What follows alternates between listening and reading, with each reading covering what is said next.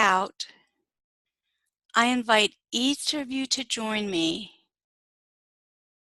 in paying attention to that breath as you transition from your Tuesday out and about, at work, at home, your to-do list, what's waiting for you in classes after.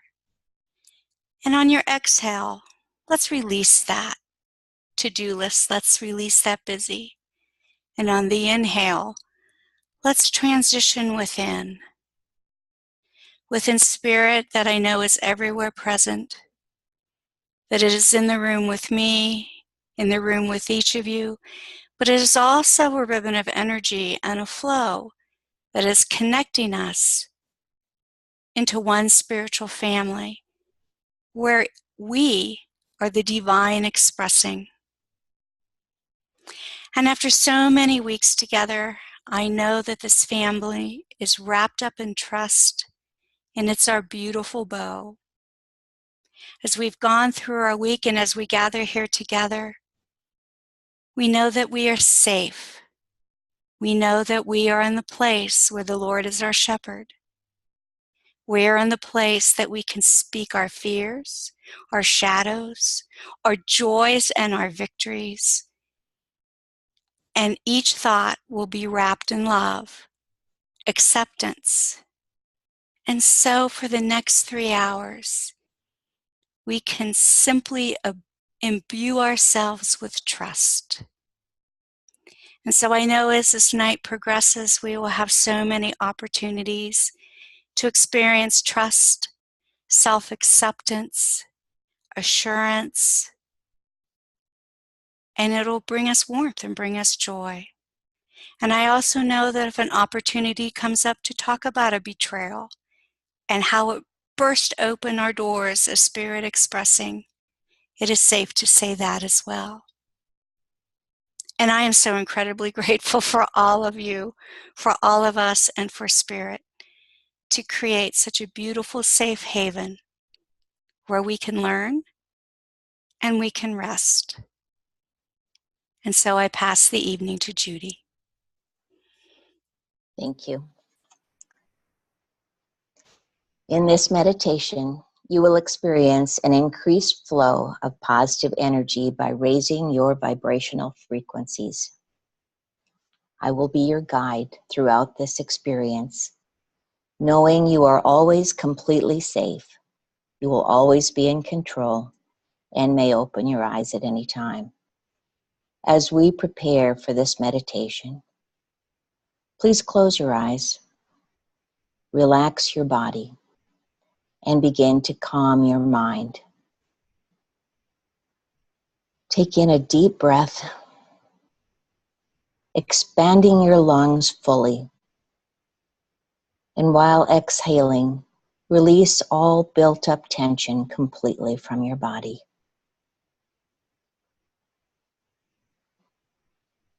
Again, take another large breath in and slowly let it all out.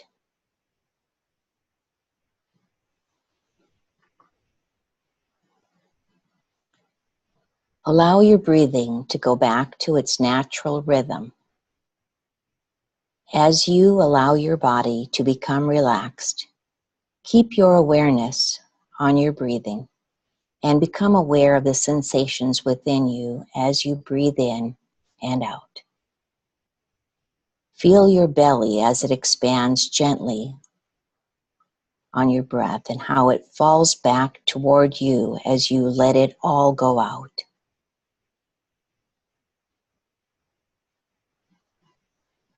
Being totally in this moment with each breath you take, not trying to do anything, not trying to get any place, but just being with your breath.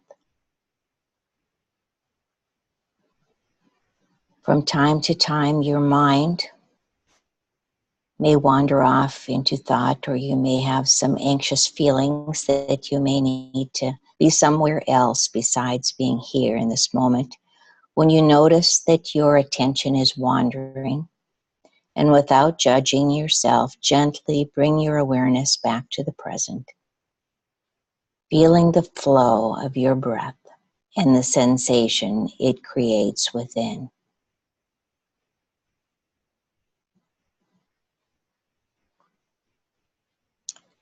Use your breath to simply be in relaxed awareness. Take a few moments to experience this present moment as you simply be.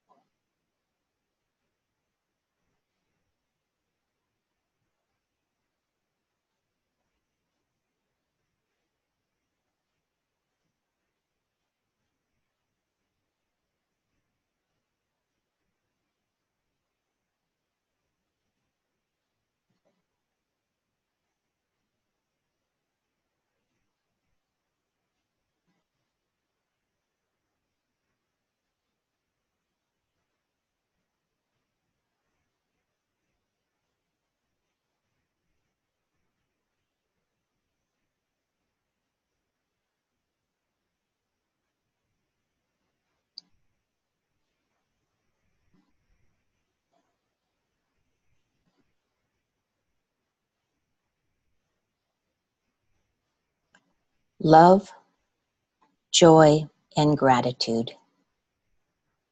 These are all powerful emotions in which your energy will vibrate at a higher frequencies. It is in these frequencies that you will begin building an endless reserve of positive energy and abundance within. And no matter what the situation that is surrounding you, you will continue to radiate this energy.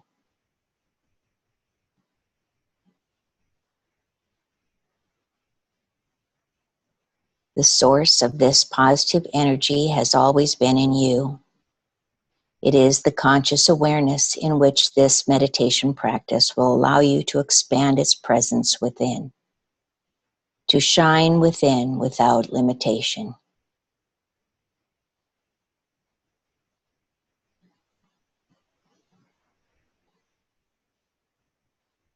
As you practice this meditation, your higher self will be able to radiate through you.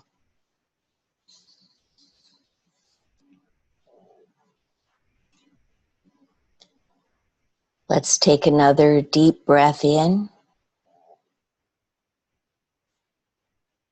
and out. Love. Think back to a moment when you received unconditional feeling of love. Maybe a family member, friend, or maybe a love you felt for someone else. A love that is pure, whole, and has no conditions attached. Take a moment to experience the feeling and sensation these memories have created within.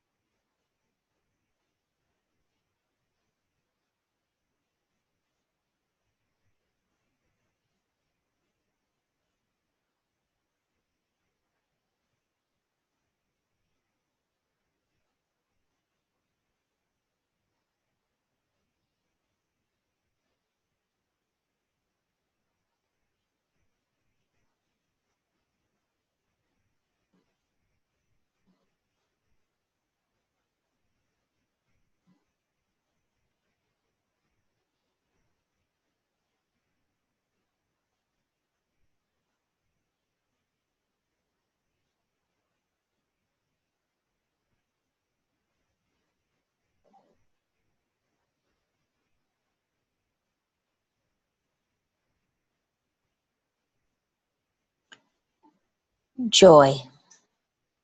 Think of a time you felt a true joy within someone else, when you have been completely happy for someone else. Or maybe you found yourself being proud for someone as they overcame an obstacle in their life. This is a truly selfless joy, which you have experienced through the experience of someone else. Take some time to re-experience these feelings in this moment now.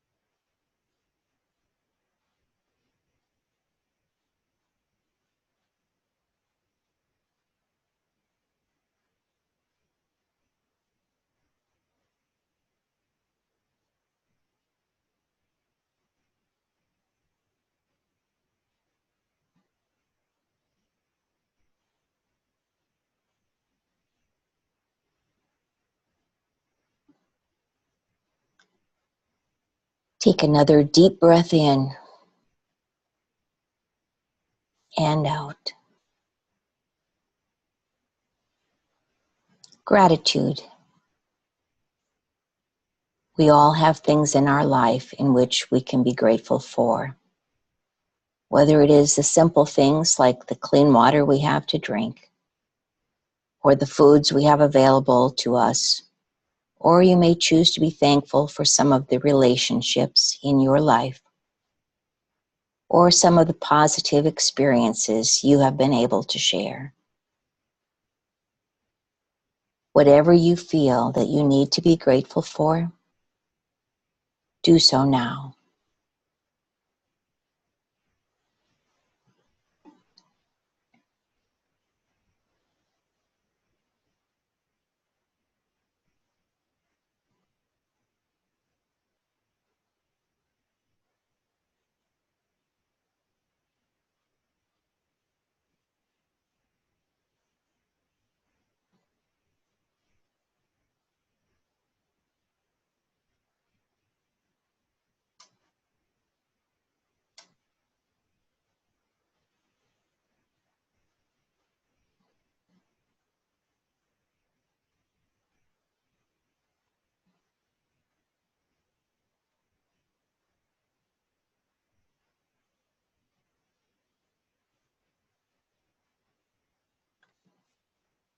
How does reflecting on these things make you feel inside?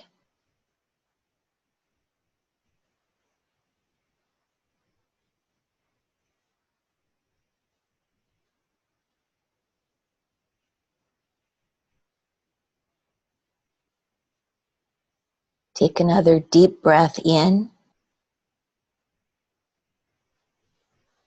and out.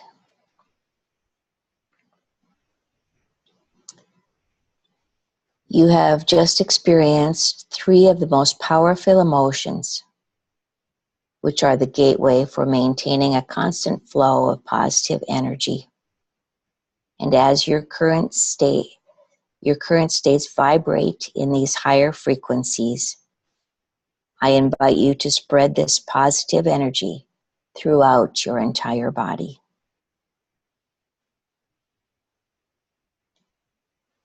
Begin to concentrate now on your feet, feeling the positive energy flowing within them.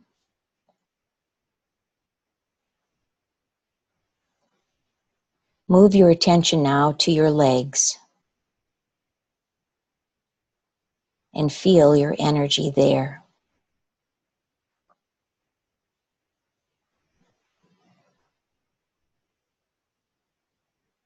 Bring your awareness to your hips, your torso,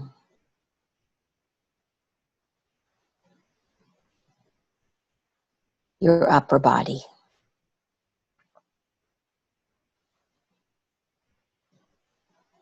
Keep your energy there until you can feel the energy in your hands, your arms, shoulders, up your neck to the top of your head. Take a few moments focusing on your breathing.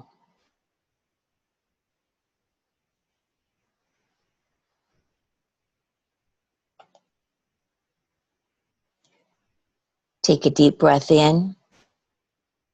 As you breathe out, imagine this energy flowing down your chest and into your belly. And whenever you feel you need access to this positive energy, take a few deep breaths in all the way down to your belly and access that positive energy deep in your belly. Take another breath in now and out. In and out. You are now radiating within this glowing positive energy field. It now surrounds your entire body. Take a few more moments while focusing on your breathing, feeling the radiance of this positive energy as it surrounds your body. And once you are ready, you may open your eyes.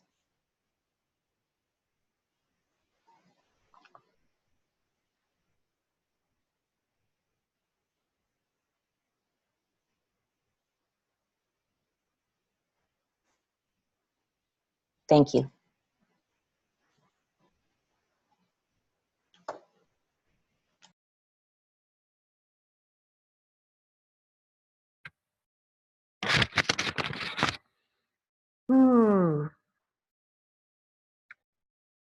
Thank you, Marcia. Thank you, Judy. We've all become pros. I don't really know what I can say. Everything was beautiful. We both wove our theme beautifully together into your invocation and meditation. So, bravo.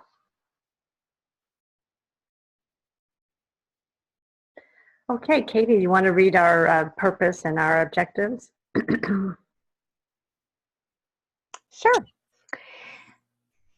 Okay, so tonight, class 27, our purpose is to become aware of the importance of trust in God in every area of our life, to realize that trust is a choice, and to know what a trusting God truly is, to recognize one of life's, to recognize the area of one's life where trust is lacking, and to begin to strengthen those areas of life where trust is needed. That's okay. what I got. Yeah. All right, let's take a few minutes to check in with each other, see if anybody is wanting to share anything or ask anything, if there's any prayer requests.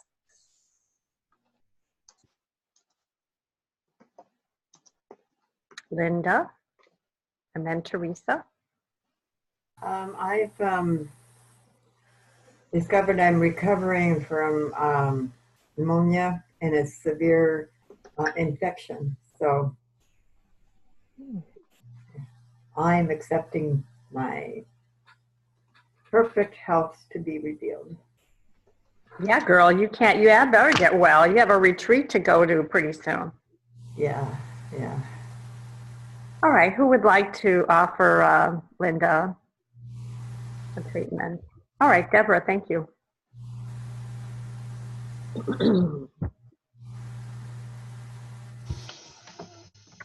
Okay.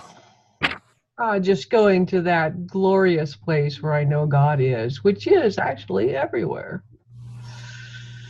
To the essence of all perfection and total wholeness and love and beauty and greatness. And being there, knowing that it is the same for me. It is the same for everyone. It's the same for Linda. I feel the vibrant energy flowing left and right and top and bottom and around and through, and know that it is perfect, perfectly functioning in every way. And that vibrant energy echoes throughout every cell in our body, each saying, me too, I'm healthy too. I can do everything I'm supposed to do to the best of my ability with all my little friend cells.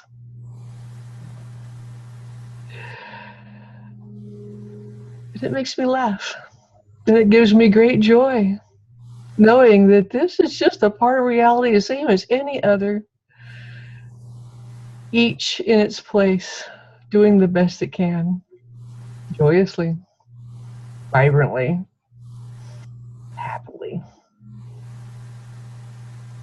And all we have to do is notice. Stop our moments and take a look and see and feel it and be with it and be one with it. And as soon as we embrace it and know that it is our truth, we are in the vein once again with perfect vitality racing through our body. It's a party. So glad I came to join. And knowing that this reality is true for me and true for all around me, I joyously send it out into the law so that it may dance and clap and tap on the shoulder of any and all who wish to embrace it. And so it is. Thank you. And thanks for asking. As much as we love to give, we all, as we know, need to get better at asking too, right? True, true. Yeah. So good for you, Linda, for leading the way. All right, Teresa, I know you had your hand up, dear.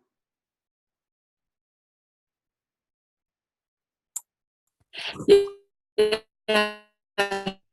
Thank you very much. I'm sorry I was late, guys.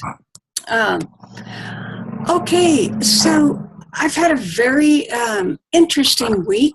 I have a lot to celebrate and a lot to center about, to share that my partner has retired and it's wonderful. I love having him home. He loves being home. And we're packing up for our big move to Arizona. But the challenges come in where he's having an issue with his health. And I at first it was like, but then what I'd like to celebrate and also celebrate with my classmates is that this philosophy works. And I panicked for a couple of days, I'll have to be honest, but I got myself centered with help of my beloved prayer partner. Thank you so much, Jennifer. And reached out to my minister. And, but mostly I used my tools. And then our topic of trust. Oh my gosh. The topic was so perfect for what I was going through. And as a result of my thought pattern balance myself. So my prayer request is for wholeness and health for Matt, and the qualities of God that I would like to bring out is faith, wisdom, and guidance from my intuition. Thank you. Okay. Who would like to offer that treatment for Teresa?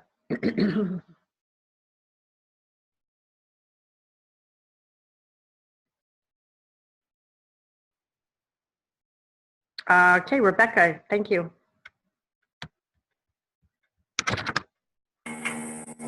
Teresa, let me just clarify. You're looking for support around faith, guidance, and listening to the inner wisdom, correct?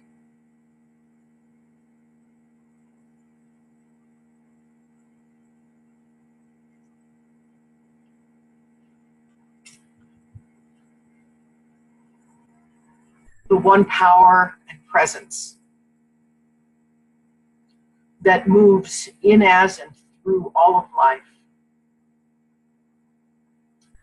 moves in, as, and through me. And as I recognize this omnipotent power and this ever-present spirit all around me, in life, beauty, the harmony I see everywhere, I recognize that all of that is also a part of me. And as I embrace that wonderful opportunity that I have in each moment to rejoice in my individualized expression of the one, I know that this opportunity is available not only to me, but to Teresa. And indeed, to all of us.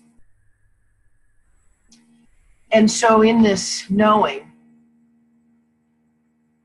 from this perspective of this bond,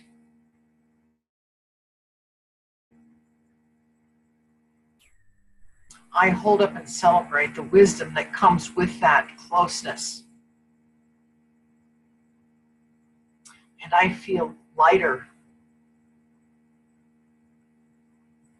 And I feel uplifted. And I know for Teresa that she too has access to this knowing, to this wisdom. And I feel this wonderful freedom in that close bond with the divine. Freedom to know that in every moment, in every instance, in every circumstance, I know that I will have the information I need, will find the peace.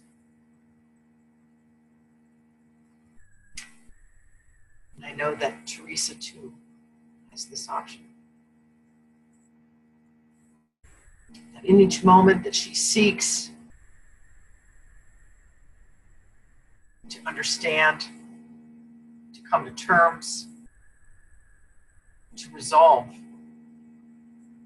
she finds deep knowing, deep resolution, wisdom, and peace. She finds it at the perfect right time and in the perfect right moment in the exact context that she needs it. And she recognizes it as being specifically for her. And as she moves forward in this exciting new phase of her life, she holds on to the promise of new experiences, newfound freedoms, new opportunities to explore this new time in her life, in the life of her partner, as they together move to Arizona and manage the many intricacies of their lives.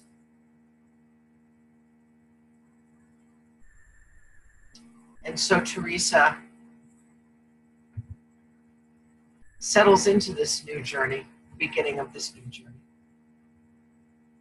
with a confidence, with a knowing that she is never alone, and that the wisdom she seeks is ever present, and that the guidance she desires is at her hand at all times.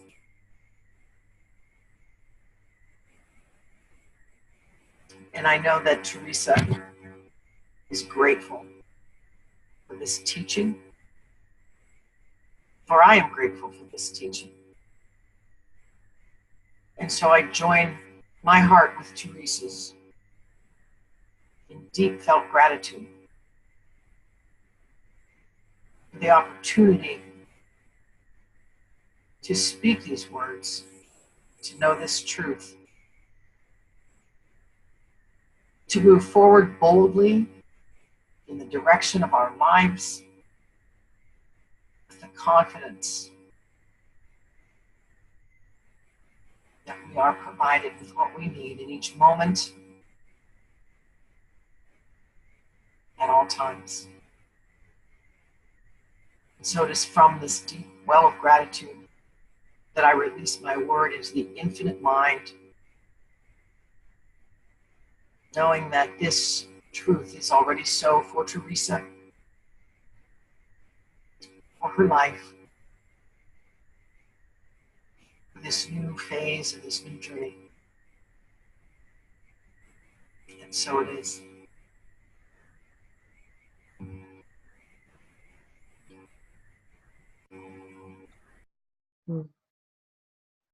Thank you, Rebecca. All right. Just prayer just puts us in that beautiful space that almost nothing else can, right? So if any more requests before we go on? Okay. Well, I'm just accepting that whatever's going on in everybody's life, that there's healing. All right, so we're gonna get ready to talk about trust, big topic, and we're gonna go into small groups, and rather than stick to the summary questions, if you read the agenda, we what I'd like you to discuss is actually the contents of your thought paper, which sharing your insights and your understanding about trust as it relates to you as a practitioner. What does it mean to live a life of trust? How betrayal and wounding can be openings for healing. Learning to trust yourself and your inner wisdom, the significance of trust in the life and work of a practitioner. And summary, we will discuss when we come back summary questions 1 and 4 as part of that, so you can touch on each of those. And then of course there'll be, the rest of them will be posted. So we're going to get into our small groups. We're going to get into those topics with each other, and then we'll come back and continue in the large group. Everybody clear? Any questions? Okay, I'm going to apologize for being late. Ministerial planning, all day long meetings. Woo! All right. Party. So Some of us have meetings all day long every day. like real all day meetings, or just you're at work all day? We have meetings all day, like God, We why? go from one meeting to an, it's because we What do you work in a do? very integrated way, and so we have to always be abreast of what everybody else is doing. Wow. But it gets ridiculous sometimes Yeah. because you're So I want to talk about a couple of things, in particular, the summary questions 1 and 4. But before doing that, was there anything that people need to share about reflections from thought paper, anything not related to summary questions 1 and 4? Is there anything that needs to be shared? I don't think I'm seeing anything. Well, I see people's hands. Oh, I see Marcia. A topic that each of us brought up in our little room was the word surrender. About Okay. how surrender was just a part of a lot of our conversations. Well, you want to say more about that? No. No, I will not. I will surrender to it. We each gave examples of when there was a purposeful surrendering on our part that kind of, instead of us being the doer, and that's what Sarah said, instead of us trying to be the doer and fill in the mold after we make the mental equivalent, that when we surrender, we allow spirit to do what it does, which is to fill up the mold and do something even better than we would create. Did I get that right, guys? Looks like it. They're nodding. Well, and it looks like, for what it's worth, just to tag a little bit onto that, of course, I guess I should have to say on my path, because I would be somewhat arrogant if I'd made it sound like the spiritual path. But on my path, as I go what I consider to be further, it does seem like more and more the call is to surrender. And if you remember, we talked about the kingdoms, first kingdom, second kingdom, third, and it really seems like, a lot of people hit science of mind, religious science in that second kingdom, I'm creating my reality. Come on, I'm going to manifest this, I'm going to manifest that. And the more, again, I'm generalizing, so I realize that it's not this linear, but the more there is wow, maybe it's not so much about me. And in New Thought, and you have to be aware of this, we get it, that becomes a tricky conversation for us because, well, wait a minute, if it's not about me, what is it about? It's God's will. And okay, now am I externalizing God again? No, that's not what it's about. You have to become more comfortable with paradox. So you talk about God and God's will, knowing that you're not talking about something that's separate for you. And maybe the best language is, small, big self, small self, big S, little s. And really it is all you.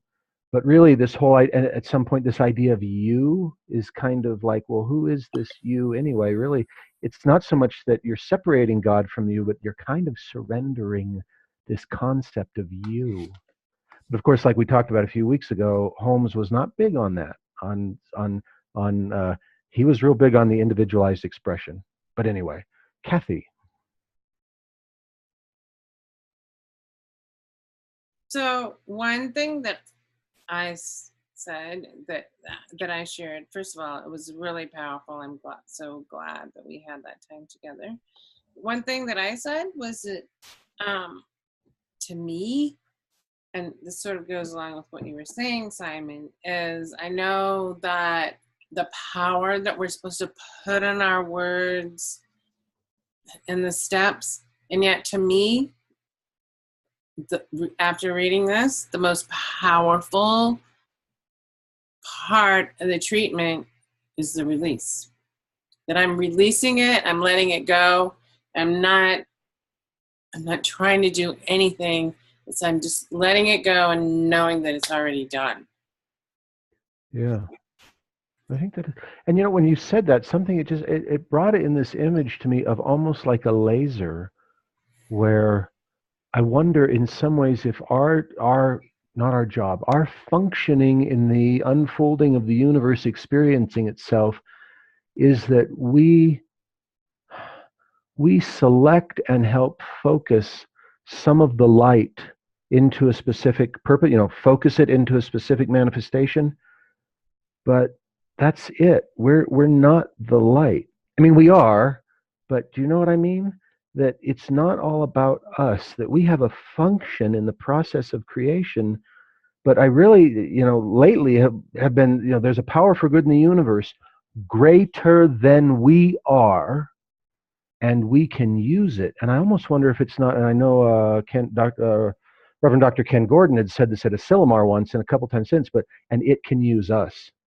And I wonder more and more if that's not our right relationship, that we are an aspect of divinity being used by divinity.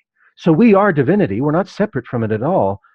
But I don't know. There's a dance there. I don't have the answer to that, but I would invite you to explore that, especially around trust and surrender and working with clients and such.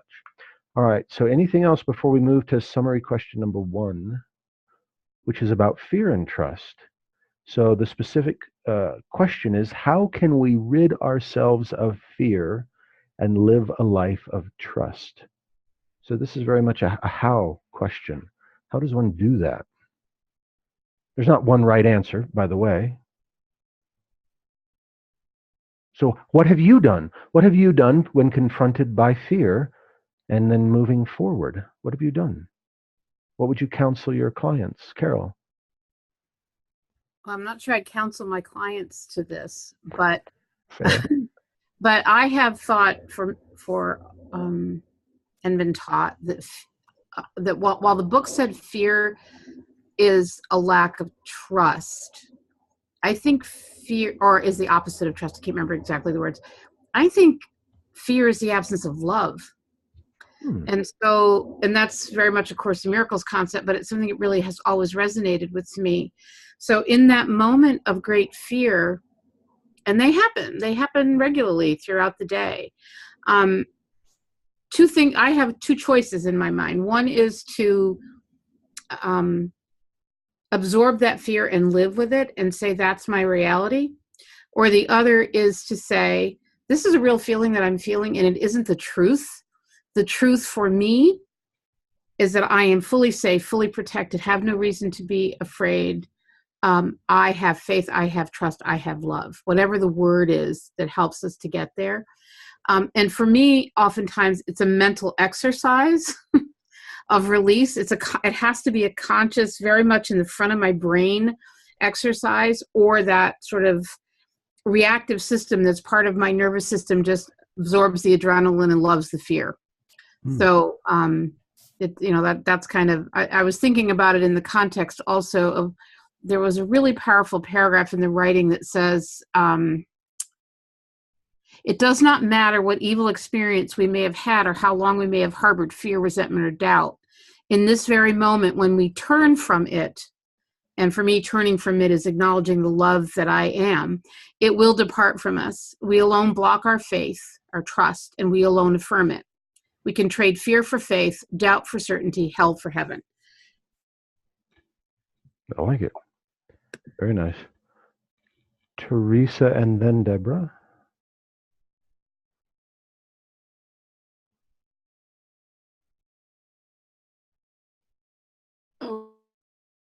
Okay. I just put, the textbook answer through cultivation of faith, a faith that God is all there is, and a turning from fear, resentment, and doubt. Endeavor to know God. But as I was answering this question, something really, really hit me very, very deeply. In that we don't have to. We don't have to figure it out. We don't have to figure it out. We just turn away from it. We don't have to oh my God, what is this? What is that? And it's like, no. We don't have to do all that. We just have to turn away from it. And because lately, I've been really understanding how I have a real addiction to drama. I am a true drama queen. And I thought, I'll never get over this.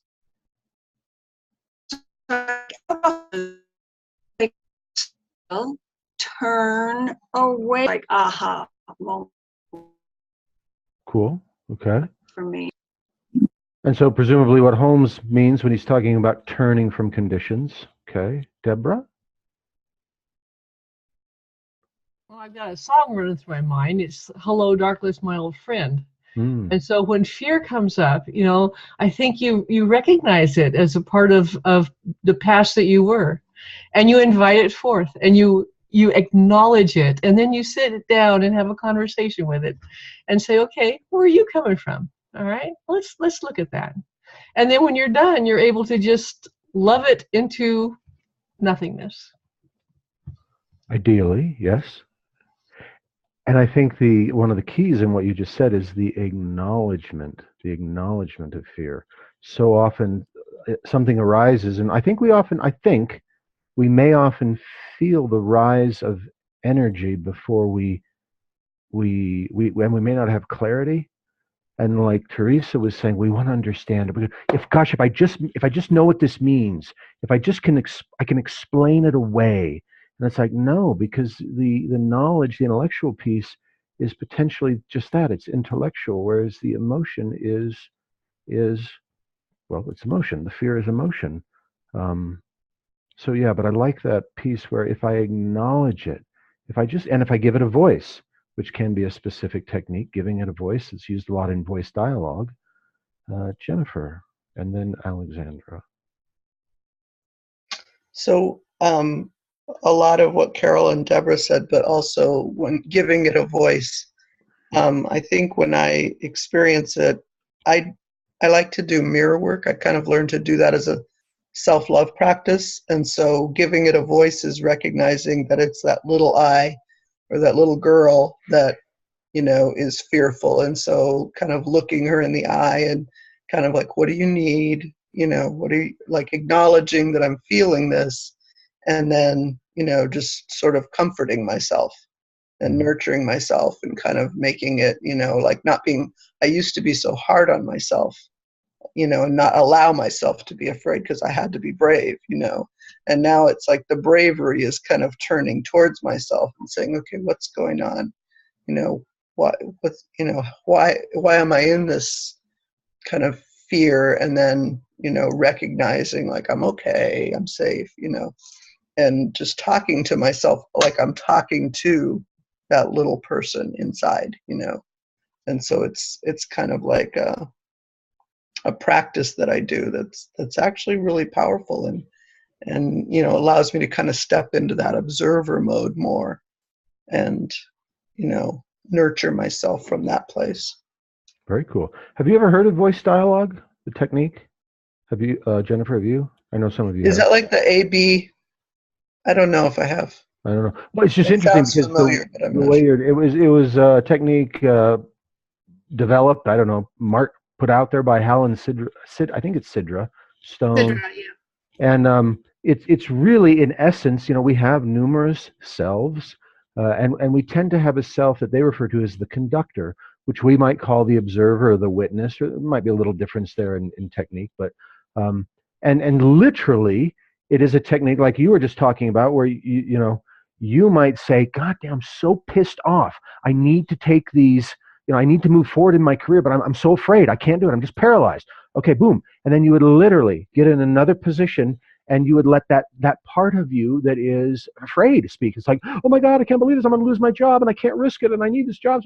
And it's literally having a conversation between these parts, and the conductor, you, is always overseeing it and literally saying, gang, talk this out. And just that process, which I really think the underlying success of it is being present and acknowledging, which as you become practitioners, even though we only do practitioner work, you are developing rapport, and you can say, hey, talk to me about your fear, give it a voice. What do you need to say? What have you been afraid to say? Cool. I guess I'm doing that. I didn't know what it was called, but I also do the angry voice sometimes. There you go, led by spirit. And the only problem we have to be aware of is then we identify, I'm angry, I'm pissed off. Well, no, there's a part of you that's angry, but that probably is not the totality of your being. And as soon as you say, I'm angry, or I'm sad, or I'm grieving, then you've kind of told that part of you that is witness to, why don't you just go away for a while, because I'm angry. I'm not witness. I'm angry. Yeah. I think I'm pretty good. Like when I do that, it's because I'm in the observer. I'm able to Yeah. get into that. I think you're But right. yeah, it's a practice to get there, I think. It is. Alexandra. So, Meeting Elegant Choices, it talks about the need to acknowledge the fear. And first of all, I do believe that we live in a benevolent universe that conspires to support us. But when I'm afraid of something, and I don't know where I learned to do this many, many, many years ago, I read it or I was taught or something, I write down what is my worst fear, what is the worst thing that I think is going to happen. And then I methodically and neutrally address if this, then that, if this, then that. And so then it's very, very disarming. And then so put together with the underlying belief that we live in the universe that conspires to support us and that all things work together for the good, I have unpacked the fear, acknowledged it, honored it, presented to my fearful self, rational, reasonable steps, that are in place, and it will dissipate. Yeah, that's really cool. You're almost doing like a living, what do you call it? When you do something beforehand, argumentative prayer in a way. You're like, well, what could happen? Well, okay, I got that, I got that, I got that. Very cool. I learned that someplace, and that you write it down, your solutions. And what are you afraid of? Da da da da. How would you deal with it? Da da da da. And then you read it to yourself, and it's very healing. It's like, okay, well, that's not so bad. I'm okay. Very cool. Very cool. Let me say a couple more things before we move on to the next. One of the best definitions that I have heard of is fear is to the effect of it is a belief that we will experience something that we do not want to experience, something that we're dreading, and we do not have the skills to cope with it. That it will overwhelm us. I'm believing that something bad is going to happen. Now, I think if we knew we could cope with it, we might kind of be like, well, I don't really want to deal with that, but it'd be all good. I think most of us get in the, oh my God, fear, panic when we think something is going to happen and we are not equipped to face it or deal with it. I liken it to, I think the biggest energy of fear is, if you have had the experience, or you can imagine pushing a beach ball down, a big beach ball, inflated ball, but beneath the water, you know how much pressure it takes to hold there. I think that is the general suffering around fears. Oh God, I don't want to experience this. Please, keep it away, keep it away, keep it away, keep it away. And when we face and embrace that, when we just acknowledge it, we don't have to intellectually figure it out. We just have to acknowledge it. There's the potentiality, maybe the inevitability, that we release a good chunk of that tension. Could the thing still happen? Yes, maybe, but we've released a lot of the tension. And I think when you have that awareness in working with clients, that just through the power of your treatment and the power of the rapport that you develop, you're taking something which is potentially, it has been relegated to the unconscious or the subjective, and you're allowing it to come into consciousness, where then it can be worked on more, consciously. Cool. Should we move on to number 4 quickly? Yes. So number 4, and I guess we've been posting the answers. 2 and 3 are just bizarre ones. They're like so broad that they're just bizarre. But we'll put in the official answer, but we're not going to spend time talking about them. So how does spirit come to self-fulfillment in everything? Which again is a phenomenally broad question. I don't know, what'd you come up with? Sarah? Well, life fills all spaces and it animates all things, so it expresses through everything. And when we are able to surrender more fully and to get our fears and blocks out of the way, then we become a greater transparency for that grace to express through us. Right. Other thoughts? Sue Ellen. I just wrote that spirit is everything. So, of course, it would be self-fulfilling in everything. Right. Here's the official answer, and then the answer is actually what I want to talk about. I think the answer is more interesting. When we turn from every objective fact to the divine, which is within us, we are turning from conditions to cause, right? We talk about that all the time. Turning from condition to cause, to spiritual truth, to principle, to source, to the realm of absolute being, which through self-knowingness creates the forms it projects and enters into the experience it creates. Remember, from what we believe by Holmes, the material universe is the body of God. It is the logical outcome of the infinite self-knowingness of God, right? So through the very process of the self-knowingness of God, everything comes into form and to fulfillment. The question I'm curious about in the context of our talk is, when you are faced with conditions that are frightening to you, what do you do to turn from those and focus on source? How do you not keep getting sucked back into conditions? What do you do? What tips and tricks do you have to turn from conditions and get back to principle? And Teresa, you were talking about it earlier. It's like, well, just turn. Well, okay, sometimes easier said than done. You're right. And Jennifer. So most of my fears are financial. I'll start out with that. So I have this little book called the 40-Day Prosperity. I think it's just called The Abundance Book, but it's a 40-day prosperity plan by John Randolph Price that I use. There's 10 statements of faith in there. And I think I've said this one before, but it's: money is not my supply. No person, place, or condition is my supply. The all-providing source of infinite prosperity within me is my supply. My awareness of this truth is unlimited, therefore my supply is unlimited. So I literally just repeat a mantra like that, or a statement as a mantra. And I just remind myself over and over and over again until I feel that calming and that, been amazingly effective when I remember to use it. Right. Very cool. Very cool. Debbie. So for me, I go jump in some water, whether it be a shower or a bath. I think water is life. And I've gotten so many answers, whether solicited or unsolicited, in water. And, I just can't say enough about, just relaxing and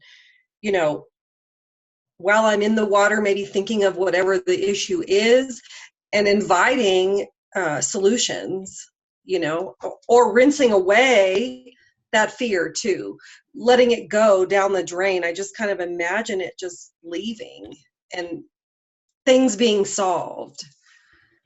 Yeah. Not necessarily knowing the way, but that's what I do. That's a great process. I've had that experience as well. And we often say at Mile High in our class, like if there's a really intense class, man, jump in a shower or whatever afterwards to kind of just help. Sharon. I'm kind of in process right now. Not my cat, the 4th addition to my cat family, I brought her to the vet on Friday and basically heard a death sentence. Her kidneys are in failure. And so what I've noticed in regards to that is where the way I look at her and I'm moving out of this is my process, is from that, initially it was on Friday, it was that fear. It was, she's a dying cat now, and looking at all the negative processes.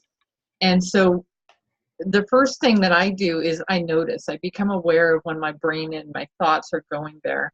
And then I make turning away. And what do I turn to? Well, with her, I've been, she's alive today. She is present today. And so I keep it very in the moment. And today You know, the phrase from the Gospels of, you know, God is a living God. He's not a God of the dead. And so that helped me to refocus that, you know, she is in a process that, you know, it would be a miraculous, you know, for this to turn around at, you know, where she is, you know, and compared to where she was in January, it's everything is worth it and it's heading in a direction. And so, you know, for me, it's a process of how do I move into acceptance? And then that helps me move through the fear that's associated with it. And you know, financial issues as well as, you know, as I really try and be in the present as much as I can and noticing and recognizing the fear. And then kind of like Alexandra was talking about too, is like, well, you know, what's going on with me today? You know, and today everything's okay. Today I can write the check for that bill, or, you know, even with the vet, you know, it's like, it's okay. And I move in, you know, I just remember that, you know, God is source. No matter how many times I have to mantra that, you know, that God is source and that all is in divine order, whether I like it or not. You know, and that she is in a process, and then I move into gratitude, and I'm just really grateful because she is such a little love spirit. I am so blessed to have her, you know, the time that she has decided to spend with me. I'm honored that I'm the one that she's chosen. And this is all, you know, just as we've been talking about death last week, and I'm like, now I'm the hospice kitty mom, you know, and nurturing her through her process, and just really finding the gratitude and the honor of being her mom right Yeah, that's when you were talking. That's one thing that I thought is like, oh, she chose you. That's very cool. Kathy. So one thing that I use when fear arises for me is I've taken heart math. And I don't know if people know what heart math is, but it's a centering process. So I can use that to get myself back into my body. So, you know, I mean, so I run, I have a little heart math video that I run. So whether it be images or smells or, yeah, I mean, there's certain things that can just bring me right back. I drop into my heart space and get my breath back into a centered breath. And then once I'm there, then I can, you know, go to that place where I know that God's all there is. But until I get there, then it's not so easy. If I'm in that panic mode or because I've had panic attacks, so heart math has really worked to just center and get me collected so that I can choose other things after that. So, yeah. Very cool. Sue Ellen and then Deanna. So one thing that I do sometimes is if I am afraid of something, I think to myself, what would I do if that did happen? So to find, I guess, in a certain sense, a way to cope with it. Mm-hmm. And then once I get, you know, a plan, and then I realize that I can handle it, or I find a way to do it. Maybe it's to get somebody else's assistance or whatever. I just think, what would I do if that happened? Really. Okay. Very cool. Very cool. Deanna?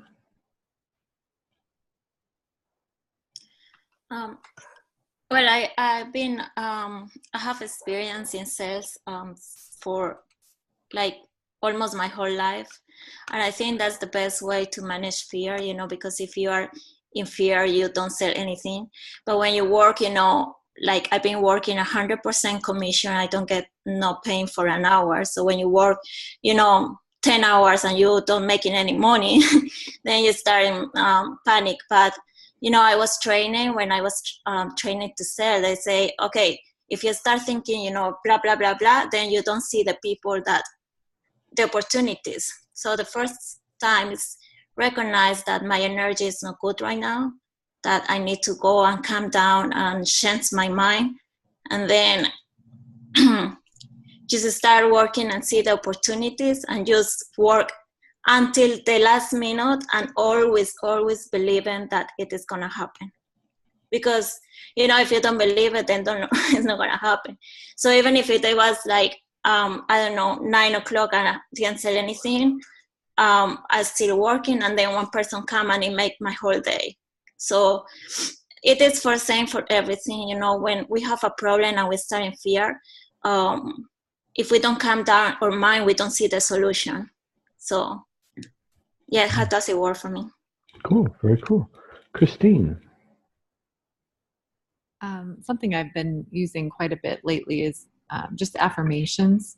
I've had a lot of challenges with fear throughout this course and continue to be working with that. And one of the times when I experience this is when I'm driving, when I'm alone at my house. I mean, things I'd never had fear with really, or, you know, connected with the way I am now.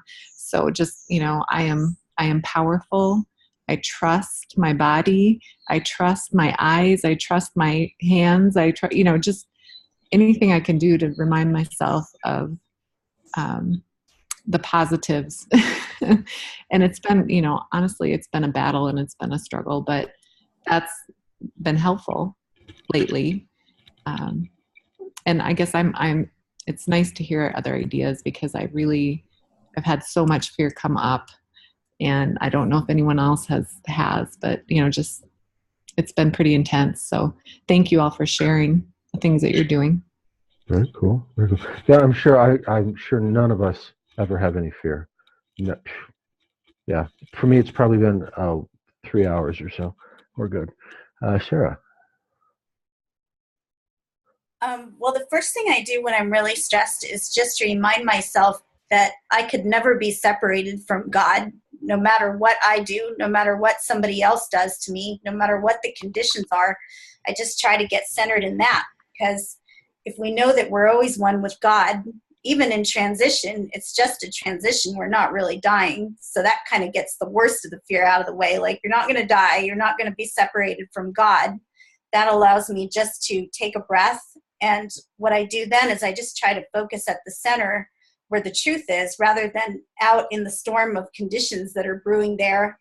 I had an experience with this. I had almost bacteremia. I was about to go into the emergency room one evening and was laying there in my bed and trying to treat for myself, and not very successfully in the beginning, because I kept telling myself, I don't really believe the words that are even coming out of my mouth, because I'm burning up with fever and I'm shaking so hard I almost can't even lay still in the bed.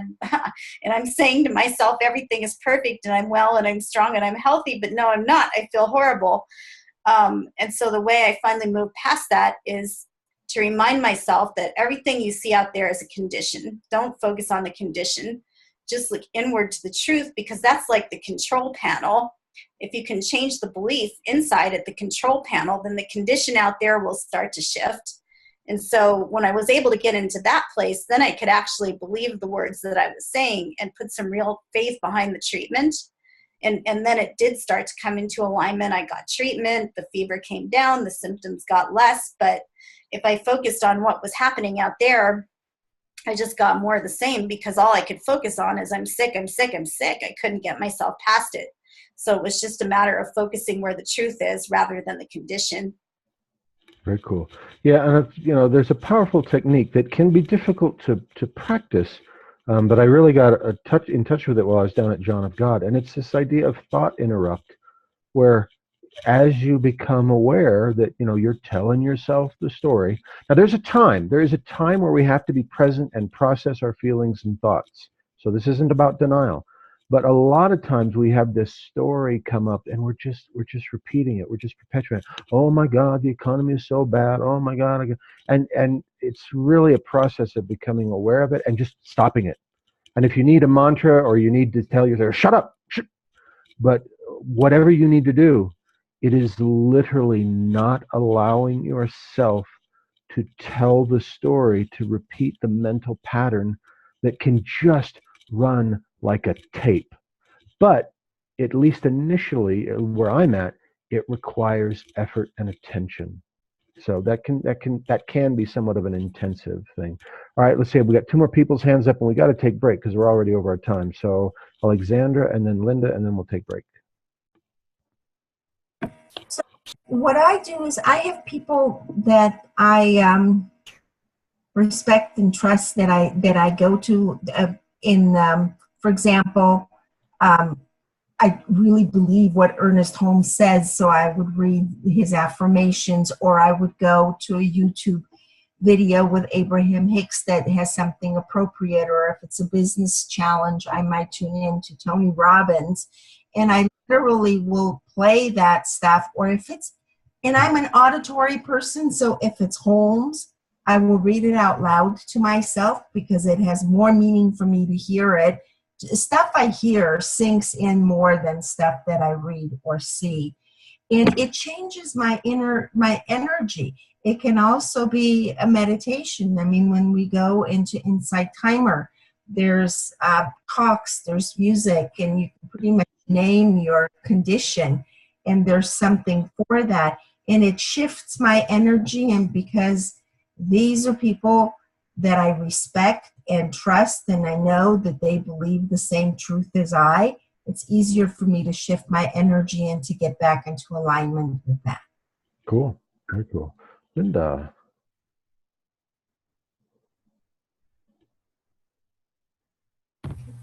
What I used to do as a Byron Katie thing is I would just ask, is that true?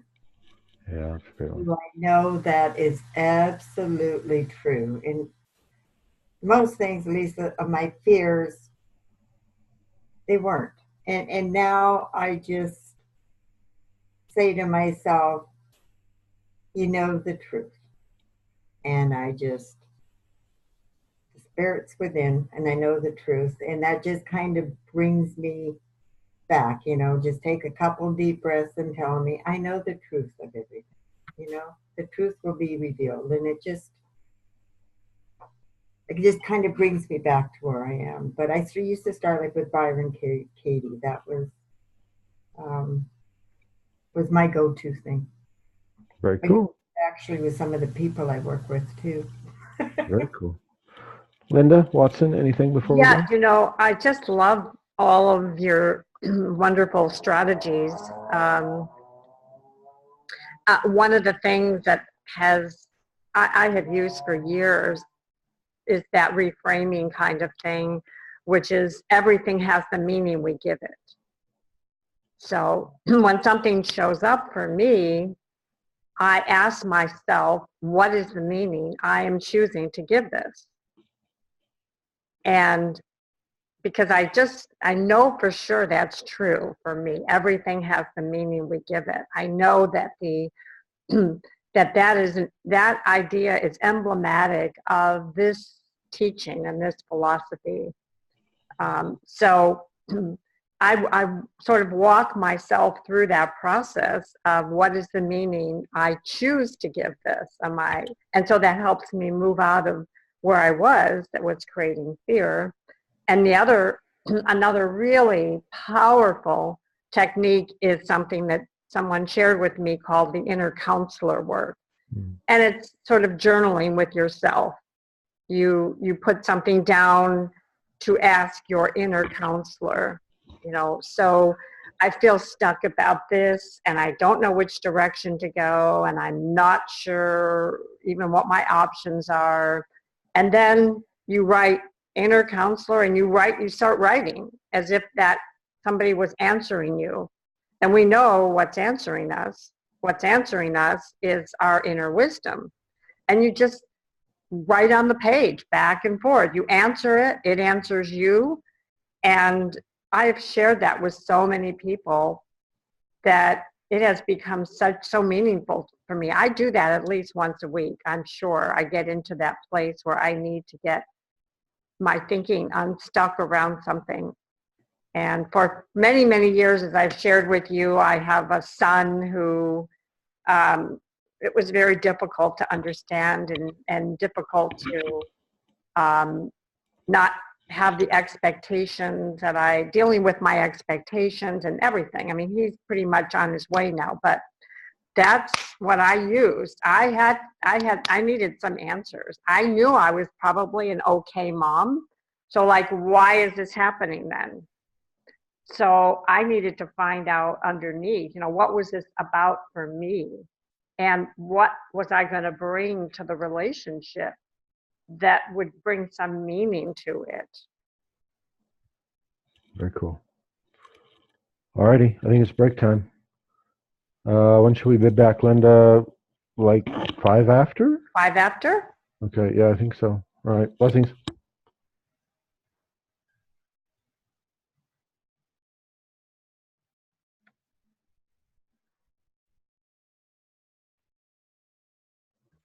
Oh, and Linda, are you going to pause the recording? Yes, I am. Yeah. In some way, you don't see the need to do that. And after it's happened, I mean, a few times, then you become more confident in your own self, I believe. And as a practitioner, then I could see where a person would be coming from, and having experienced it myself, I could make that connection to be where they're at, and help them to look into their inner strength. Yes, thank you.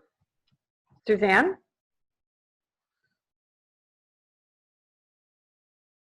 I really gained a lot from this this lesson.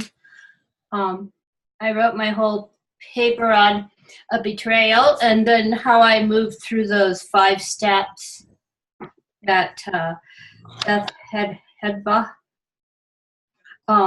talked about.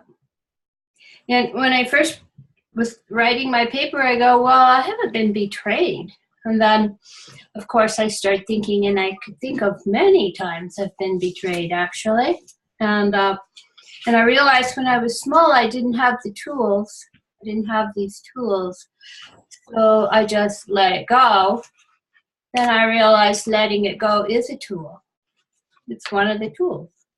But I really enjoyed this because the next time I'm betrayed, I've got the tools. I know what's happening. And I know how I can move through it. And as far as being a practitioner, well, what great knowledge to have, to share. That betrayal is a gift, really. You can turn it into a gift as you move into a new life. Beautiful. And just in a moment, Jennifer, you said something very important, Suzanne. You talked about expectations, which are so closely tied together with the experience of betrayal. So very often when I'm working with someone, I will talk about how intrinsically linked together the feeling of betrayal is with unmet expectations.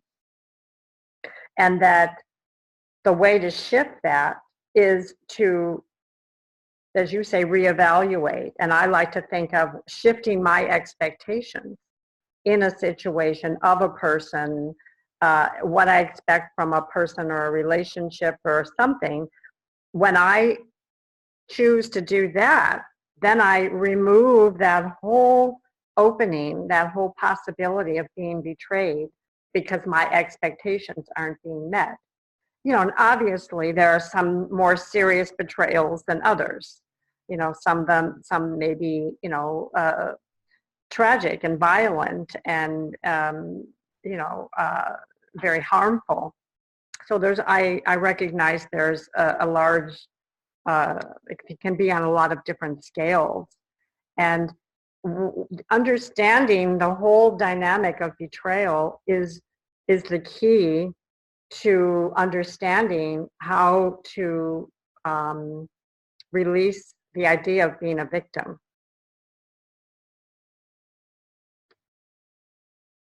And that is one of the deepest places of how we can be so useful to people in explaining that dynamic.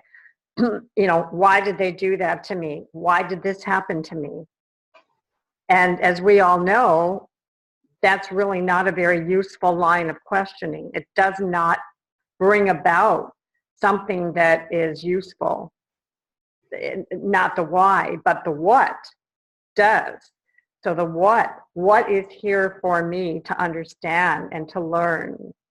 What ways am I able to evaluate and grow? The what, and that's what we have to offer those who have not found a way to reconcile that whole feeling of to me. It's happening to me. So go ahead, Jennifer. So for me, when I think about betrayals in my life, I realize that the times that I've been betrayed the most sort of profoundly are also the times when I just stepped into my greatest power, when I stood up for myself, and when I just was like, no, this is not, and was able to really speak my truth and be very clear and, kind of have that taller feeling that you have when you're really standing in your strength and your power. And so it's interesting to think about it, because I think when you when you don't betray yourself, that's your reaction, is more powerful. But when I think of other times when, I was disappointed and things didn't meet my expectations, and I was, felt betrayed or treated badly, that I was sort of like in that victim place. And so it's interesting to think that it kind of took situations that were pretty profound to be able to stand up for myself, and just say, this is not who I am, and I'm not to be your victim kind of thing, So yeah, it's interesting. Yeah, beautiful. Sharon, and then Deanna. I shared this in my small group, and I kind of talked about it in my paper. And I did buy Beth Hedba's book. I got it yesterday. Because what jumped off the page for me initially, when I was like, "What? We're doing trust? Isn't that the same as faith? Why do we have to go here again?" I got really bitchy. So I had to look at why I was being really bitchy. And then when I was reading, the opening sentence of, betrayal, I was like, oh. And where I could see that trust and faith is a different vibration. And for me, my betrayals that, I thought I've been doing work and, I'm pretty good. And for me, the betrayal is, my mom and the abuse that I grew up with, and my dad and his choice to just basically be away as much as possible. So abandonment stuff. And so where my parents weren't there for me, and where that is still, there's still that seed of that level of betrayal, and to where if you can't trust your parents when you are of an age that that you're 100% dependent on them and you can't trust them to be there and protect you. I grew up not trusting anybody or anything. And, and pretty much I have faith you're going to screw me over and hurt me. And that's what I trust. So, I've come a long way, but it was really interesting to see, that the roots of that are still there. And when I was looking at this book this morning, the first couple chapters are on, betrayal of the mother and betrayal of the mother is the first one. And then she moves into betrayal of the father. And I was like, ooh, that's perfect. So, this has been a good topic for me this week. Thank you. Deanna? I think I changed the concept of betrayal as a boundaries. So I just go to a limit to myself, and if somebody wants to get over the limit, so I need to stop that, and I need to protect myself. So they don't betray me, I just put limits. Mm-hmm. Okay. Alexandra? I have a question. How would you answer the question, why does this keep happening to me? Objectively, when that question is asked of me, and I can think of the circumstances and the person that's asking, it's because if you do this, then that happens, but that's not a very compassionate answer. And just like Jennifer was talking about being a victim, I think a lot of people ask that question to beg sympathy for, oh, you're such a good person, this should never happen to you. I don't understand, why this would happen to you. But I just don't know how to answer that because I'm a very direct and objective personality. And so if asked, although with all the kindness I would muster, I tend to say, well, it's because you do this and this and this and this, and then you do it again, and that's why that keeps happening. But I know that isn't the practitioner's approach, so I'd appreciate some guidance. Well, I think you started off, and a really good idea about this. Obviously, as someone who was representing the Science of Mind teachings, you would talk about cause and effect. You would talk about your thoughts create your reality. And you go into beliefs, the deeper unconscious beliefs that we have and what role they play. I had a fascinating case history years ago working with someone who she kept getting in car accidents, that rear-ending, that no other kind, just kept getting rear-ended. And sometimes she got injured and sometimes she didn't, but she was at the point where there was a support group that she found called I don't know, I don't remember. It was like people who are always in car accidents. I'm making that up. There was a much prettier name to it. But, and what we ended up getting to is that when she was young, her family was in a car accident and they were rear-ended. And not only her own fear about that, but her parents' constant fear talking about that when they were in the car. She found it was so deeply lodged in her that she became aware that every time she got in her car, that was an awareness, the fear of being rear-ended. So that even she realized when she stopped at a stoplight, she'd look up instantly to make sure nobody was getting too close to her. And so she realized that was a vibrational frequency in her. And so we did a lot of work on that, and she did her work around that, and she ended up not having any accidents for the next 2 years. I don't know what's happened since then, but our unconscious runs us unless we take charge of it. So that's what we would share with people, Alexandra, about, the why. And the why is only important if you're trying to help somebody discover what their options are. Simon, did you want to add anything to that? Yep. So Alexandra, I like what you said, how, you, and what I heard you say is, in a given situation, you're meeting with someone and you might have a clarity on, well, look, here's the pattern I can see, and et cetera, et cetera. Beautiful, wonderful. But now here's the deal. So as a practitioner, right, we don't give them the answer. So you and your meeting with that person would lovingly, with your rapport skills, would help lead them to their own realization of the thing which you already see so clearly. Does that make sense? Pretending all along that you have no idea, and you're just, well, what do you think about this?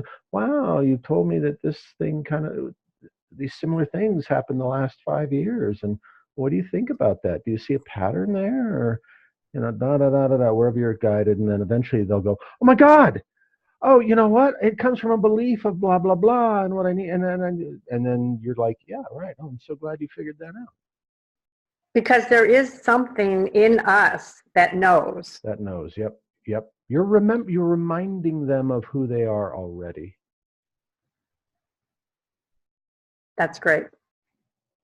What else about betrayal? And this is a big topic. I mean, for really working with people, a lot of people get stuck here in the betrayal. Go ahead, Sarah. I can't remember who said this anymore, but I really liked it. What they said was that the wound is where love enters us. And that's really how I see it. That's how I've come to see it. When you have that wound, it's like an opening into your own soul, and it allows you to look inside and eventually to discover that everything that you had an expectation of receiving out of this other person that betrayed you is already within you. It's within your greater self, and you're not reliant on others to meet those needs. You never have to look outside of yourself once you realize that that's all inside. Okay. Debbie, and then Deanna, and then Carol. So for me, what I've done in the past is try to look at what I'm responsible for in whatever the betrayal is, because I think that really, you know, we got to look at what we're trying to learn here. What is this teaching us, and what can I be responsible for? And I think that's where some healing can begin. Once I realize how I participated and what I was responsible for, it's a little bit easier to let people off the hook. Or maybe not even let them off the hook, but understand why something happened. That's beautiful. Yes. Deanna? Well, I don't believe we have, like, when somebody betrayed us, we have 100% responsibility. I think the only responsibility that we have is to allow it. But I don't know, even if I know that we create our own experience, I mean, to believe that I'm responsible of the things that some people have made me, I don't think so. Okay. Well, I think what Debbie brought forward is very important in the whole picture of betrayal and forgiveness, that it's always our energies together. Nothing is operating in a vacuum. And so it could be as simple as a misunderstanding, that somebody misunderstood us, or they heard something about something, and that was what they predicated their response to us, or their actions, or something. I find it's always good to have the courage to ask, you know, to start the inquiry process. And I've said in conversations, so I'm just trying to understand this. It's so perplexing to me, you know, can you help me understand it? And as soon as someone doesn't feel that we're blaming them, and they don't feel threatened, and they don't need to feel the need to defend themselves, there's the possibility that there could come to a place of understanding about just how it came to be. And then you have your options about what you want to do with it. Carol. So this question of betrayal and what it means to me really has impacted me a lot this week. The one thing that came to my memory was a session I actually had with my voice dialogue practitioner, because I was dealing with a really overreaction to an issue in my family. I mean, it was a really big overreaction. Even I knew it was an overreaction, but I couldn't figure out A, why I was reacting that way, and B, the source of that. And we did a practice that made me realize that as a child, not even as a child, as a 14-month-old baby, I felt a very strong betrayal when my father came home carrying my little brother. And another baby in the family, when I was the oldest, felt in that time, and I've carried this memory with me all these years, as kind of the ultimate betrayal. And that's neither here nor there. The story's not really the point, but the point was, it was so embedded and deep in me that and it was so unconscious that it's made me aware that I've used that so many times in my life to as a defense, as a protecting myself from other kinds of betrayal. So I don't always see betrayals out there. But then on the other hand, what I have also thought about this week was the ways I betray myself. Doesn't really matter to me all that. I don't give too many people the power to betray me that deeply. They can disappoint me or they could upset me, but not really betray me. There's very few people, the way I have my life structured at this point, that could do that. But I can do a deeply profound betrayal of myself. And as you know, I've been thinking about and writing this term paper, I've been sort of recognizing that that's the exposure that I feel. That's the vulnerability that I feel at this time, is not just the betrayal, but the self-judgment. I don't think of it as self-loathing, but all the things that I can do to separate myself from that I know is true is, for me, almost the most painful kind of betrayal. But I've never noticed it until recently. I mean, I could intellectualize it, but I didn't feel it. So starting to feel it and then starting to be open to healing that's the healing for me in this moment. And that's incredibly powerful and almost impossible for me to articulate. But it's very deep for me. And betrayal's what got me there. I'm thinking about that is kind of what got me there. So thank you. Beautiful. Thank you. I feel like there's probably a resonance in everyone at some level about what Carol just spoke to. That of betraying ourselves, of not speaking up, of not standing for something. Jennifer brought that up. And so how does that factor in? I mean, why is it so important to address that at this stage of your training?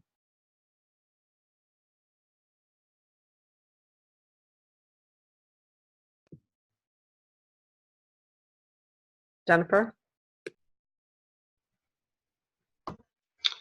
Well, I think it's kind of goes back to what I was saying about like self-love. If you don't love yourself, then you don't have that sort of outpouring of love for other people. If you don't trust yourself, and if you don't support yourself, and if you don't nurture yourself, then you don't have that to give to others.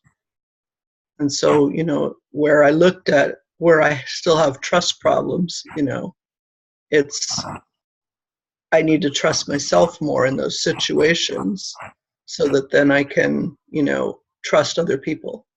You know, it's not about other people proving something to me. It's all happening internally. So I have to work supporting myself in being trustworthy. Then I can experience that in my world and in my sessions with clients and everything else. And it's a skill. It is an absolute skill that we're working on. It's the balance, right, between wanting to see the best in everyone and everything, wanting to see the truth, wanting to see the highest, and being very realistic, you know, seeing what is actually so as well. And so it's the balance between, I remember someone asking, well, my son, who's been my, you know, spiritual teacher all my life, you know, I remember him saying to me, why do you still trust me? You know, I already did this, you know, why do you still trust me? And I said, because I want to. I want to trust you. And I am going to try with every fiber of my being to find ways. I won't let you, I mean, there's still boundaries. So that's the both and. There are boundaries, and it is my deepest desire to not just trust you, but I want to reflect back to you the trustworthy person that you are, that's in you. Because you definitely don't trust yourself. You have already betrayed yourself. So it's my desire to see that, to behold that in you and reflect it back to you. So perhaps you might be able to believe that about yourself at some point. If I can, you know, hold that up for you in such a way that you might be able to see it. And there are boundaries. I'm not walking around blindsided. So you see the both and that's, I think, what we're all trying to articulate. Let's see, Kathy. Oh, let's see, Kathy, and then Deanna. Did you have your hand up? Okay, go ahead, Kathy. So what I was going to say is kind of along the same line that I think it was maybe Jennifer that spoke before, but about trust, and then but learning to trust myself. I mean, actually, as I was going to write this paper, man, I read the material, I went to bed, and I mean, that's exactly what I dreamed, is like, I have to trust myself first. But also, as far as like doing, like working with other people, if we can't sit with our own holding and our own questioning and our own not knowing, then how can we sit with somebody else's? So, because if it's uncomfortable for me to be with, with what comes up for myself, how can I hold that space for anybody else? So, I have to work through my stuff and trust myself, and and just move through it. To be able to be there with somebody else and what they're working through. So, amen. All right.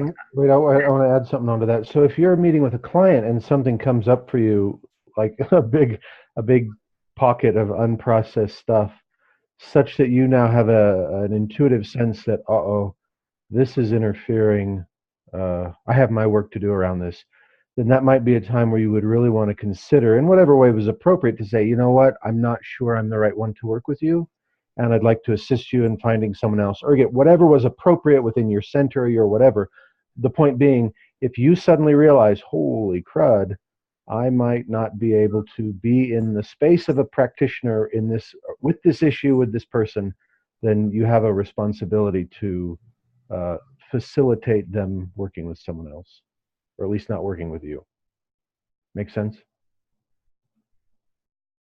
Okay, let's see. Okay, all the hands went down except for Teresa's. Go ahead, Teresa. Oh, Sharon, your hand's still up too. Teresa, okay, well, I was just going to, I'm sorry. Go ahead. Okay. What really struck me, and also just what Jennifer definitely was saying too, that and Carol, that hey, when we learn, can help others process trust issues, and that just really struck a bell with me. And I have no idea if this is the right time to ask, and if it isn't, just say it's the wrong time to ask. But what about spiritual bypass? How does spiritual bypass relate to all this? And I got that term from a forum post from a second-year prac student. I don't know how many people saw that. So anyway, it just, I was like, wow. I mean, the way I see it, it just means that, hey, just because we're practitioners, just like you were saying, Reverend Simon, just because we're practitioners doesn't mean that we don't have feelings ourselves. And it's still okay to maybe not, obviously go overboard with that, but it's still okay to show your humanness. Because sometimes if, like you were saying, Simon, if you hit an issue like that, it just goes bang, that is, you can't pretend, that the spiritual bypass is no good. You cannot pretend, and we shouldn't pretend. We're practitioners and we're still human. kind of. I mean, we're more than kind of human, but you know what I'm saying? So could you guys please speak to that a little bit? You want me to Go go? ahead, Christian? Simon. Yeah, spiritual bypass is when we start to bullshit ourselves about where we're really at. We're going to pray it away. We're just going to pray. It's when we haven't really been present and really met something. Sometimes, and I think, Linda, this actually comes out of agape, but, there's this thing, life is good all the time. Well, yes, it is in the realm of the absolute. And that's a wonderful mantra, and it's a wonderful intention, and it's a wonderful, but if you're just saying it and like not in denial about where you're at, like if someone important, a loved one just died in your life, and you're going to bypass the whole grief process by just, wow, life is good. Well, I know that they're eternal and they're just a universal soul, and that it's all good. There is a difference between saying that and having it be complete BS in your experience versus truly having affirmed and embodied that universal truth. Same, we could think of 100 different, or, countless different episodes. I just lost my job. God is my source. God is my source. Well, yes, God is your source. We know that. And that might be a great and important part of your affirmation and your prayer work, to affirm that, to turn from condition and reconnect with spiritual truth, but not at the expense of you BSing your experience. You are the divine having an experience. These experiences matter, presumably. I don't think God is just wasting God's time. There is a reason for this manifestation. Our experiences are important. So we spiritual bypass when we don't allow ourselves to be truly present to our experience. And that can mean numerous things to numerous people in numerous situations. It's often, what is it? Thich Nhat Hanh said, no mud, no lotus. So in the realm of human experience, it often means we first have to walk into the mud before we go into the lotus. You know what I mean? Now, if you are in a place of just it's like our different types of prayer, right? If you are, for whatever reason, your spiritual maturity, your growth, your karmic, whatever, if you are just like, whoa, I get the spiritual truth of this. I am, I'm truly transcending these conditions. I'm turning from them. Yeah. And we've all probably had that experience, that feeling, but then I'm also sure we've all probably done the BS route where, whoa, this is just too painful right now. I'm in denial. I'm not going to allow myself to feel this. That drops us all into shadow work and all that, denial. There's good forms of denial and there's negative forms of denial. So spiritual bypass is when we are BSing ourselves, most likely not allowing ourselves to experience our experience in the present moment, and we're just jumping to an intellectual concept of spiritual principle as opposed to a true embodiment of spiritual principle. Make sense? Or is there anyone to whom that does not make sense? Or you want to just feel feisty and you want to argue with me? All right.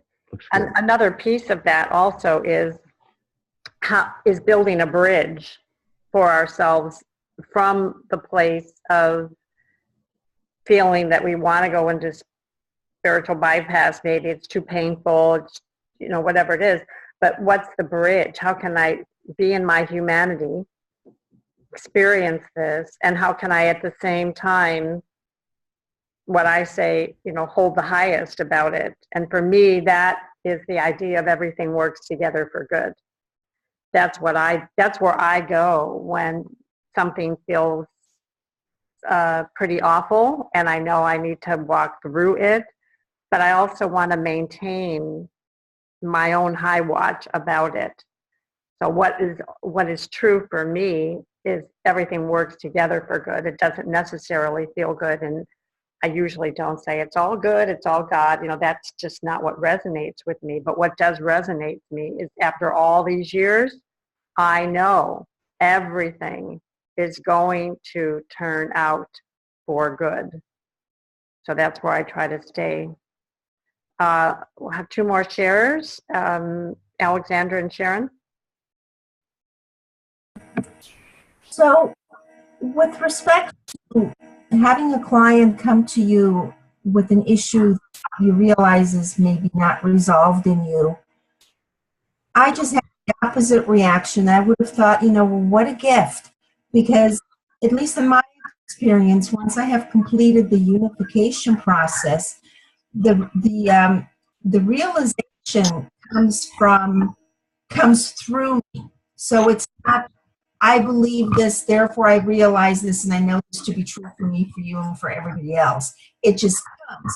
And so when it comes, it will heal me along with that person, because they're not my words, they're not my beliefs. It's nothing that I have rehearsed. You know, it's something that just comes, it's spirit speaking through us, because that's part of our training, and that comes naturally after unification.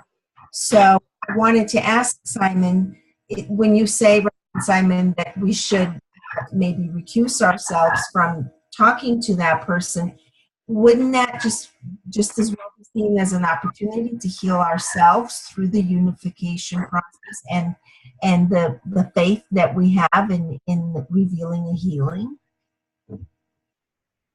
Maybe, or maybe not. So really the thing is, you're absolutely right in what you're saying. I mean, conceptually in what you're saying. In fact, you will find, trust me, Linda can verify this, that you will tend to attract people who are working on stuff that you're working on. So I'm not saying that, oh wow, this brought up some stuff with me. I'm involved here. You're absolutely right, and that, you know, again, a practitioner does their work in their own consciousness. So as you know, this issue arises, I'm having a problem with. So really what you're doing is you're knowing the spiritual truth, you're remembering the spiritual truth, this individual in this situation. Presumably you are also doing it then for yourself as well. I mean, you're knowing it in the absolute sense. You know, God is the source. It's not like I'm just knowing it for you, the client. I'm knowing it, that this is a spiritual truth. So you realize that truth within your consciousness, it benefits them as well. The example or the thing I'm speaking of or want to mention or whatever is, if you are suddenly like, oh crap, I can't get there. I now, because this issue is so close to me, you have just brought up something in me that I am having difficulty getting to the spiritual truth on. Now, could you still do a prayer with this client and presumably that's still better? You could, yes, but I want to make you aware that there could be an integrity issue there. If you feel, whoa, this brought up my stuff, but you know what, I'm going to do my treatment, I'm going to do, and you could know the spiritual truth for yourself and them, great, stick with it. If you ever feel like, I don't know if I can work with this client, I am officially giving you permission to say, you know what, I don't know that I'm the one to serve you. And I'll do whatever I can or whatever is appropriate, that you would have to determine on your situation to assist you in finding someone else. I mean, you wouldn't just say, sorry, I can't work with you. Thanks for coming. Adios. You know, you'd work, you know, you'd work with them. But I just want to give you permission that if you ever found yourself in a, oh my God, maybe not this person, maybe not this issue, but that's okay. You can do that. And just, you know, it'd be interesting for you to hear that from, you know, in my experience in 28 years, I've never experienced that. I've never come into a situation where I felt like I couldn't do that. And I'm glad you heard that. Have you, Simon? Have you actually? Okay. Yeah. So it's, I guess what I want to present to you, Simon is absolutely on point, just to plant that awareness. And it's unlikely, it would be unusual if that happened, but it's good for you to know that you have that option if that should happen. It's sort of like you know, when we start a session, you will, those of you who worked with me privately know this, and next year you'll hear that when you start a session, you explain that you are a mandated reporter for any awareness you have of child abuse and elder abuse, and that you have to report that to the state that you live in if you become aware of it. I've never had to do that. And I don't ever want to have to do that. So that's why the first time I have a session with everyone, and most of the people I have sessions with, and I say that, say, I've never heard that before. No practitioner has ever said that to me, unless you've had a practitioner trained online. In the case, everyone who is trained online is trained to do that, as you will be. So I just thought of that in a similar situation. You may never need to be aware of that, but just in case you heard that and it's there in your awareness. Yeah, like often where it could come up with, and I'm aware of instances where it's come up, would be around, for instance, rape, where it suddenly triggers an area that's unhealed within the practitioner or not fully healed. And also like an abuse case, you know, like if you were meeting with a client who, for whatever reason, you felt threatened by and uncomfortable with, such that you couldn't really focus, you know, so in the moment you felt your own physical safety was threatened, not by what they were necessarily doing, you know, not that they were threatening you, but that there was just a safety issue on your part, that could get away. And they might be bringing you the gift of, oh, wow, I have an unhealed area that I need to work on, you know, in the bigger scheme of things. And you'll definitely hear more about this next year. Yeah. So, okay, wow, it's time. Anything else that wants to be shared or said before we end tonight?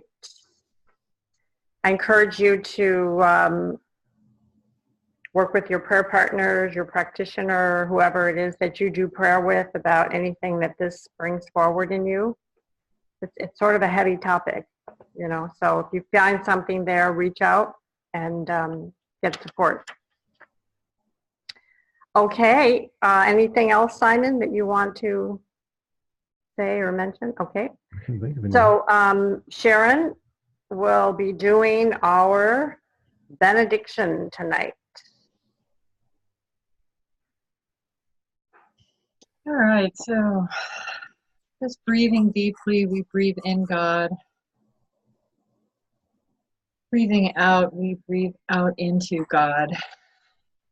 And I'm just so grateful for this time together, this time with God informing each and every one of us. I'm so grateful for this time of sharing and for this time of healing. I'm grateful for just the trust that exists in this room, where we can be present with each other, be present with our own betrayals and with our own forgiveness of those who betrayed us, forgiveness of ourselves. As we go out into our week, leaving this class, I know that we just develop that trust. It grows and it deepens within us, that trust in God that is all there is, in the God that is nothing but love. And as we move through that week, we move more into that knowing, that living in the heaven on earth, that spiritual being and human experience that each of us are having right now. I am grateful, and in this gratitude, I say good night, I say let it be, and so it is. So it is. Come on off mute, everybody, and say good night. Good night. Good night. Good night, everybody. Good night. Good night, everybody. Blessings. Wonderful class. Bye. Bye. Simon, can you stay on for a minute? I'm trying to leave. I just can't find the right button. Oh, okay. Night, Jennifer. Good night.